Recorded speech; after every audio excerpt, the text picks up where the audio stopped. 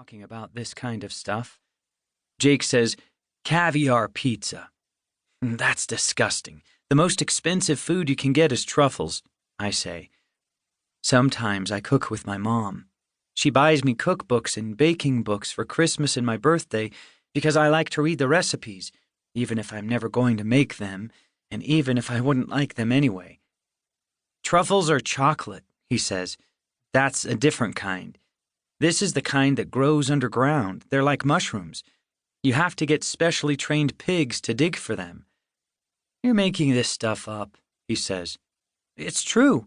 You can spend thousands of dollars on truffles. You can eat gold, too, I say.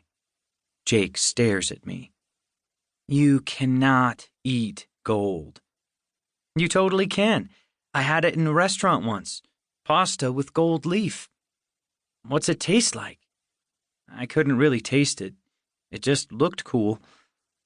So instead of going to school for a year, we could make a pizza with caviar, which is fish eggs, and truffles, which pigs have to dig for, and gold leaf on top. That is one disgusting-sounding pizza, Jake says. I think I'd rather go to school. He seems cheered up. Let's play basketball, he says. Jake's dad put a backboard and hoop over the kitchen door so we can play with a foam ball.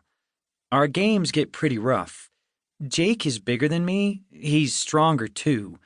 I know this for a fact because he likes to make me arm wrestle against him, and afterward he always says stuff like, "That was pretty close," to be nice.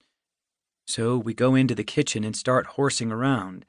It always puts him in a good mood to beat me at some game. He pushes me out of the way and dunks on the hoop, which rattles against the kitchen door. "You're not even trying," he says. "You have to stand up for yourself." This is his idea of a joke, because it's the kind of thing my dad always says. They've got a big wooden table in the middle of the kitchen that takes up most of the room. Mrs. Schultz is sitting there, drinking coffee and trying to read a magazine. But she says, "You guys are too noisy," and leaves. "I'll be in my room. Jake, your father and I are going out tonight." This kind of thing happens only in Jake's house. In my house, if we're too noisy, we have to shut up. But anyway, Jake's mom leaves her coffee mug on the table, and when Jake blocks my shot, he kind of pushes me too. I don't know, I guess he must have knocked me into the table because the mug falls on the floor with a crash and breaks. There is still some coffee in it.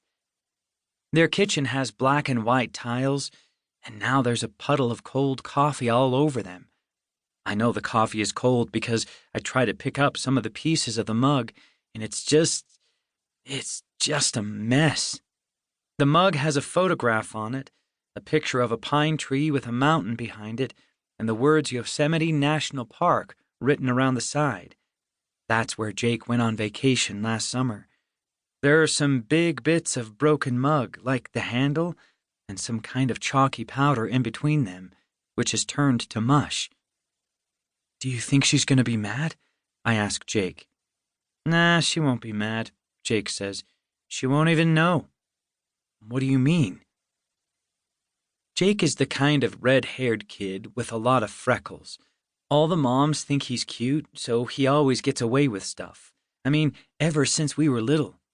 He has one of those faces where it looks like he's smiling, even if he doesn't mean to. But he's smiling now. "Well, we're not going to tell her," Jake says. He looks at me and shrugs. "I don't want to get you into trouble." Jake grabs a dustpan and brush from the broom cupboard in the kitchen. He gives them to me, and I get down on my knees and try to sweep up the pieces. They keep getting stuck on the rubber lip of the dustpan. "Sometimes my mom glues broken plates or bowls back together," I say.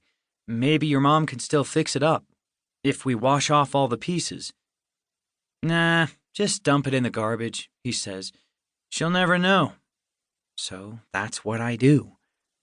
Jake takes a mop from the cupboard and tries to mop up the coffee, but that only spreads it around. Eventually, he finds a roll of Bounty paper towels on the kitchen counter, and we both get down on the floor and start wiping up the mess by